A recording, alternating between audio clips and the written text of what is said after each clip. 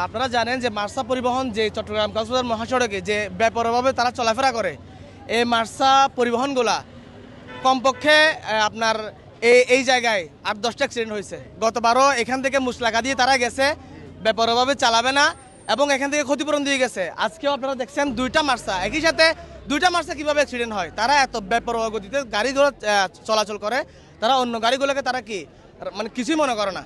তো আপনারা দেখছেন আজকে কতগুলো নিরীহ প্রাণ আজকে এখানে ঝরে গেল, এটার তীব্র নিন্দা জানাচ্ছি। এবং চট্টগ্রাম কক্সবাজার মহাসড়ক এই 6 লাইন হওয়ার জন্য আমরা দীর্ঘদিন ধরে আন্দোলন করে যাচ্ছি। প্রায় গত 1 বছর ধরে আমরা অসংখ্যবার রাস্তা ব্লক করেছি, অনেক কিছু করেছি, স্মারকলিপি দিয়েছি, মন্ত্রণালয়ে গিয়েছি, কোনো কাজ হচ্ছে না।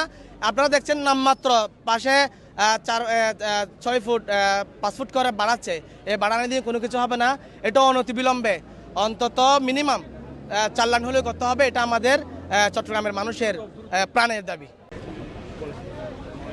যে আমরা আজ সকাল 11টার সময় সংবাদ পাইছি যে এখানে সড়ক দুর্ঘটনা, দুইটা মার্সা গাড়ির মুখোমুখি সংঘর্ষ হয়, কয়েকজন লোক আহত হয়েছে। আহত হওয়ার পর ঘটনাস্থলে দুজন লোক মারা গেছেন।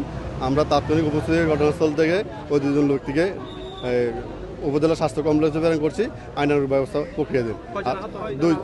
8-10 জন আহত আছেন আর 2 জন মারা গেছেন।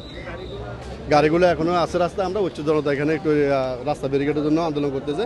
আমরা এটা উদ্বোধন কর্তৃপক্ষের সাথে কথা বলি এবং রোডসাইড হাইওয়ের সাথে কথা বলি, স্ট্রিটের ব্যবস্থা করতেছে এবং উচ্চ জনতাকে নিয়ে করে আমরা গাড়ি দুটা নিয়ে আইনানুগ ব্যবস্থা করবো। আসলে মেডিতে আছে উপজেলা স্বাস্থ্য কমপ্লেক্সে।